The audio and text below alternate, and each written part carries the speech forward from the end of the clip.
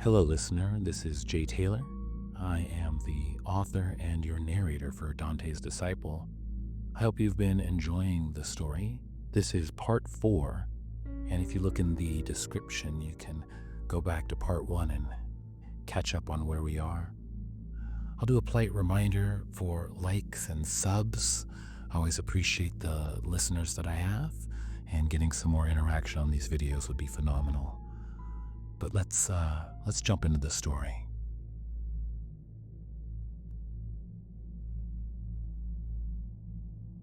Memories slam into me like blows I can't dodge. Sleep won't come. My throat feels raw, and the chill crawling under my skin makes me question whether warmth is even possible. And yet, the memories keep pressing in, gnawing at me, holding me together. Friendship. It's supposed to be simple, but sometimes it returns, unbidden, sharp and heavy, and you realize you're not ready for it. You came back. You want to hear this. A story I'm not sure I'm ready to tell. It began with a knock.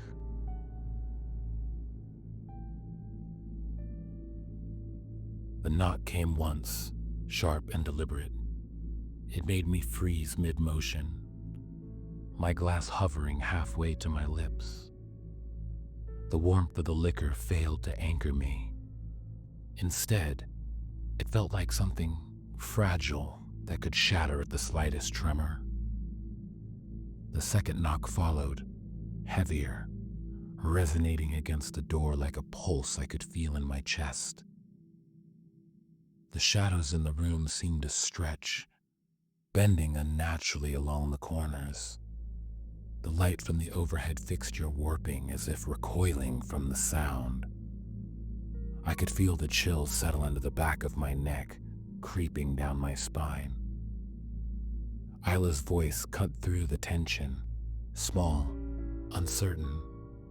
"Who's that?" I set the glass down with exaggerated care, the clink of it on the table unnervingly loud in the thick silence. My throat was tight. I didn't answer. I didn't have words. Not yet. The third knock was insistent, almost frantic.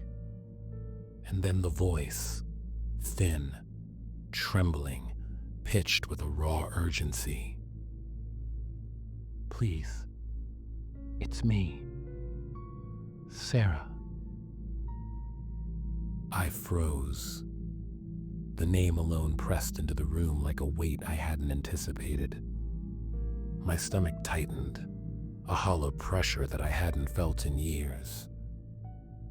Isla tilted her head, her brow knitting as she tried to parse the sound. "Who's Sarah?" I swallowed hard, the taste of copper lingering at the back of my throat. I tried to speak, but the words caught somewhere between my ribs and my tongue. Adam leaned forward at the edge of the table, shoulders rigid, movements precise and deliberate. His gaze flicked to the door, unwavering, scanning the edges for any sign of danger, any clue that this wasn't just someone in need. Every motion he made spoke of caution and calculation. Every line in his face taut with a quiet, almost unreadable tension. Jen's eyes swept the room, fast, sharp, a flicker of instinct lighting them. Without a word, she began bending slightly, gathering every sharp object that could pose a threat. Scissors from a counter, a knife that had been carelessly left near the dining table, a letter opener sitting like a dormant predator waiting for a chance. Each item she moved was deliberate, swift, careful. Her fingers brushed them away as if performing a silent ritual of protection. She didn't look at me, didn't seek my reassurance, just moved through the room with the precision of someone anticipating chaos before it arrived. Adam's voice came low, deliberate, almost a growl restrained by control. Jacob, she's not in a good place right now. Frustration coiled inside me. Not in a good place? What does that mean? Why aren't we letting her in? My words were sharper than I meant, cutting into the silence like a knife. Jen's lips pressed together. Her eyes flicked briefly towards Adam. A silent, tense exchange. Body language as much as conversation as words.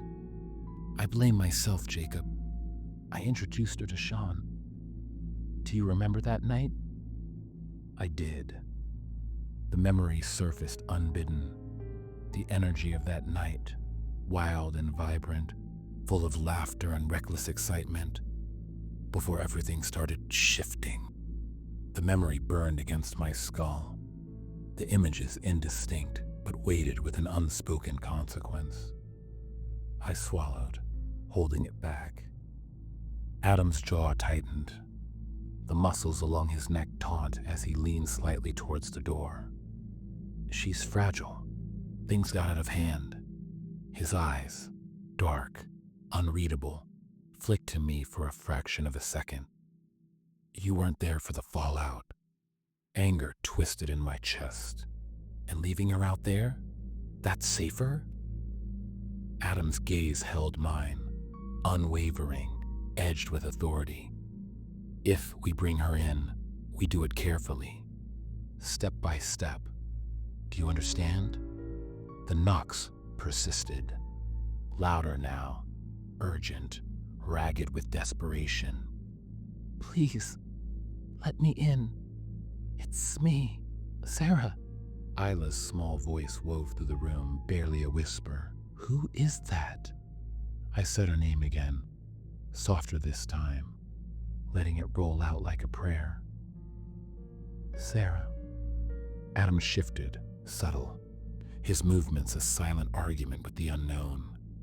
Jen, have your phone ready. 911 if necessary. His voice was calm, but under it lay the firmness of a man who had seen too many things spiral. No improvisation. You know the plan. Jen crouched slightly, repositioning herself near the kitchen doorway, eyes scanning, muscles coiled. She fixed her fingers, subtle, ready, a dancer in a room she hadn't choreographed but anticipated anyway. The sharp objects already stowed, the space clear. She seemed to shrink and expand all at once, a constant protective presence. Another knock, heavier, almost desperate. Please, let me in. I felt the pulse of panic in my own chest. You can't just leave her out there, I said, voice rough, unable to mask the rising edge of desperation. Adam's jaw was set, his posture unyielding. We're not leaving her out there, but we need control. Jacob, step back. We need to do this right. I could feel the sharp pull of outrage, fear, and helplessness twisting inside of me. Adam's hand grabbed mine, grounding, steadying, a reminder that he wasn't letting the chaos take the lead. Jacob, just wait. Watch. Be steady and don't step past me. The knocking continued, relentless, her voice cracking with urgency, cut across the living room and into the space between my ribs. Jacob, is that you? It's me, Sarah. Adam inhaled, slow, controlled. His eyes never left the door. A final glance at me, a warning in the set of his shoulder, the tight line of his jaw. We were at the edge of something fragile. It felt like one false move, and it could all unravel. Another knock, another plea, voice thin. Please, let me in. He shifted closer, the hand on the door steady. Jacob, stay behind me. Don't move. Not yet. Jen's body remained taut near the kitchen doorway, her eyes sharp, scanning, moving like a predator, anticipating a charge. Her earlier actions, putting away anything sharp or dangerous, lent her a quiet authority, a tension in her posture that seemed to anchor the room. The knock came again, insistent, almost pleading. The air itself felt heavier, charged with the rhythm of her voice. Adam's hand hovered over the doorknob, deliberate, patient. His gaze met mine, a quiet command.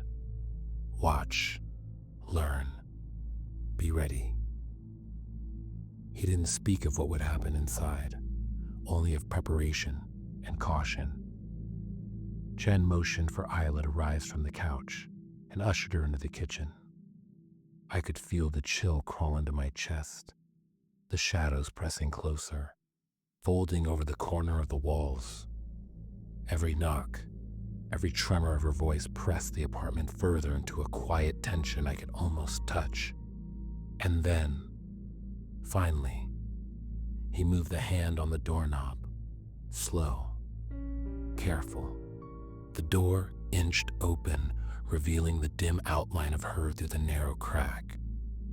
Her presence alone shifted the air, subtle but undeniable. Even without full light, even without clarity, I could see the shadow of exhaustion, the thinness of her frame, the slight tremor in her posture. She stumbled forward, almost collapsing before I could reach her. Adam tensed beside me, hand raised as if expecting something to leap out from behind her. But there was nothing except the frail, trembling figure of the girl I used to know, now reduced to a hollowed shadow. Her skin was pale, almost translucent under the apartment lights, and the dark circles beneath her eyes looked caved in. Every step she took seemed measured, desperate and uncertain. I moved faster, catching her by the waist just as her knees buckled. She was light, too light, almost unnaturally so. But the panic, radiating from her, pressed into me like a tangible force. Adam stepped back, scanning the hallway behind her. His eyes narrowed, fingers twitching at the doorframe, as if bracing for something that might rush in at any moment. The apartment smelled different now. Not the sweet, soft scent I remembered, the faint lavender or the smell of her shampoo. This was stale caffeine, unwashed clothes, nicotine, something raw I couldn't name. Desperation, pure, unfiltered desperation that seemed to cling to the air, settling into the corners of the room. Jen moved forward almost silently, her body coiled, eyes scanning the space, sharp objects already cleared from the coffee table and counters. Her eyes flicked with a mixture of fear and resolve, concern written in their deep lines. But the overriding sense was vigilance, ready for anything that might come. Her posture was rigid, tense, calculating, every moment careful. She didn't speak. Her gaze alone communicated readiness.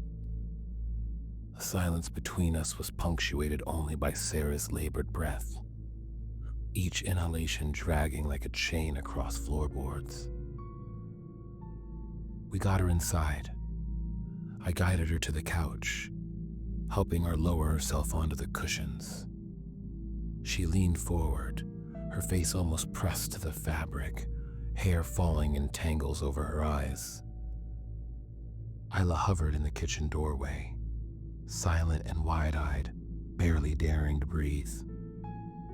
Adam stepped forward and locked the door behind him with a deliberate click, checking the latch twice. The finality of that sound seemed to reverberate in the apartment, a fragile barrier between the chaos outside and the chaos that had already followed her in. Sarah's head lifted slightly. Even in her frailty, she was startling. The lines of her face were sharper now, her cheekbones pronounced, eyes bright in a way that seemed to catch every bit of light, reflecting it back like twin beacons. Her mouth opened, lips quivering, and she spoke in a slow, trembling voice. "It's coming," she said, each word punctuated by a shudder, a shake that ran down her thin arms. "He's still after me." Adam's jaw tightened. His hands flexed at his sides, tension radiating from him. "Sean." He muttered this under his breath, and I caught the sharp edge of fury there, coiled and ready to spring. "I'll make him pay for this." He said this low and dangerous, eyes never leaving her as he crouched to adjust a pillow beneath her head, tugging a blanket around her shoulders. The softness contrasted with the rawness of her appearance, but she didn't seem to notice. Her hands were moving, restless, snaking out and grabbing a glass from the table. She downed it in one desperate gulp, leaving the cup trembling in her grip. Jen leaned closer, voice sharp but quiet, eyes flicking to Sarah. "Did he do this?" Her hand gestured towards Sarah's arm, bruised and wrapped as if holding herself together. "Sean, did he do this?" She asked again, accusation barely restrained, more a plea for understanding than a confrontation. "It wasn't Sean," Sarah whispered, almost a hiss. Her voice was frantic and raw, vibrating with the panic she carried. I just need help." Her words tumbled over themselves, fractured, desperate, but they carried a clarity underneath the chaos. Something unseen, something unnamed drove her fear. Something unseen, something unnamed drove her fear, and I felt it pressing into my chest, tight and suffocating. Adam exhaled, shaking his head as if to clear it. "We'll get through this," he said, crouching low beside her, hands ready, never leaving her trembling form. He adjusted the blanket over her shoulders, murmuring promises under her breath that she might not hear. Jen pulled the phone from her pocket, voice tight and low. "I'm calling the police." Before Adam could respond, Sarah's eyes snapped wide, muscles coiling like springs, and she lunged violently, and the chaos began. The motion was terrifyingly quick, our control lost in an instant. Adam reached out to restrain her, but she slashed back, her nails raking across his face, digging deep gouges. Jen froze, panic written across her face, as Sarah lunged forward. She grabbed the phone with one hand while simultaneously pushing Jen back with a force beyond her size. Jen flew into the kitchen, her head colliding with the counter with a sickening thud. Isla rushed forward to her side, and I called out to Sarah, who turned immediately, eyes wild, muscles coiled. Sarah's face twisted, eyes wide, pupils dilated, her mouth stretched in a scream that was more animal than human. It reverberated off the walls, a raw, guttural sound that shattered the fragile calm we'd clung to since she'd entered. She was past the edge of reason and something else, something feral, and every muscle in her body radiated power. I leapt forward instinctively, wrapping my arms around her waist, trying to contain that flailing force. She kicked, wild and precise, striking my shins hard enough to nearly unbalance me. Adam lunged forward, and her nails raked across his face, carving deep gouges that filled with blood. He staggered back, clutching his cheek, crimson sweeping between his fingers. "Jen!" he shouted, voice hoarse before stumbling towards me. Seeing my struggle, he dropped to his knees beside us, helping me pin her down. My arms trembled under her weight, muscles burning as we fought to keep her still, to keep her from hurting herself or anyone else. "No phones!" she screamed, voice cracking with panic and rage. "No phones! You don't understand." Her words were frantic, disjointed, as if repeating a mantra, each syllable hammering through the room with sharp insistence. "Jesus Christ, what do we do?" Jen, still reeling from her fall, reached for the drop phone again. Before she could grasp it, Sarah's hand snapped out, nails carving deep, jagged grooves into her forearm. Blood welled quickly, dripping onto the floor. Isla lunged forward, wrapping a towel around Jen's wound, voice raw and frantic. "Jesus Christ, what do we do?" The room was chaos in motion, the air thick with sweat, blood, and the metallic tang of panic. Adam and I struggled to keep Sarah contained, her thrashing body colliding with counters, walls, and each of us. Her growls and screams reverberated through the apartment, mixing with the cries of fear from Jen and Isla. Sarah's limbs coiled like springs, each muscle tensing, ready to explode, and then she moved, fast, terrifyingly fast. Her frail body slammed into Adam with a force that should have been impossible, ramming him against the wall. Pans rattled above us, their hooks screeching against metal as she collided with everything in her path. Adam reached out, trying to contain her, but she twisted free, slamming, spinning, driving him back with that feral, relentless strength, nails raking across his face, gouging fresh, deep, warm streaks. I stumbled forward, moving through the air thick with sweat and fury, my vision blurred, every breath harsh in my chest, trying to help, trying to catch her, but it was like wading through molasses, every motion lagging, sluggish, nightmarish. She lunged toward the kitchen, towards Jen and Isla, her fist snapped out, connecting with walls, counters, anything in reach.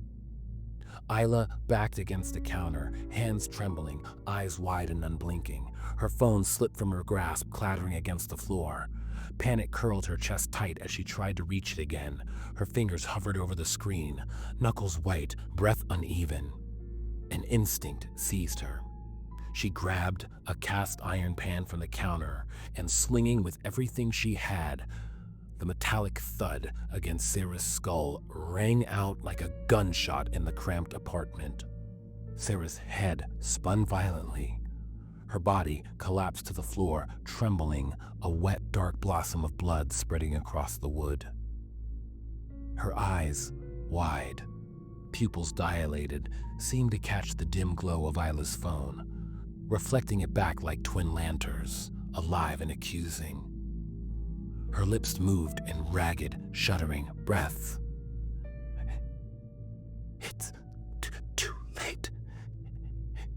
It's here."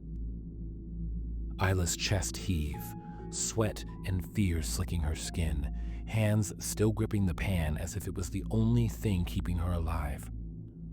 Her voice cracked, a high, raw edge cutting across the room. "What the fuck? Is she dead? What the fuck, is she dead?" She staggered back, knees trembling, eyes darting over the scene. The blood, the now motionless form, the wild intensity that lingered in Sarah's gaze even in the stillness. The apartment froze, but the panic didn't. My ears rang. The sharp pitch of terror slicing through the thick air. Sweat and blood mixed on my hands, metallic and sticky. My vision blurred with tears and exhaustion, heart hammering against my ribs. Every creak of the floorboards, every shallow, ragged breath from Jen, Adam, and Isla, every soft groan from the girl on the floor, reverberated like thunder. Thank you, listeners. This is Jae Taylor. I'm your narrator from Dante's Disciples. I hope you enjoyed part 5 of The Sneak. Things got a little hectic there fairly quickly.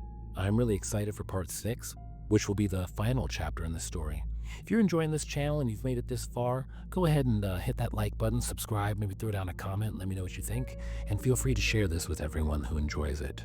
Again, I appreciate you listening. I ask you, share my voice with others. Let them know that there is warmth in the cold, light in the darkness. My friends, lovers, disciples. This is Dante.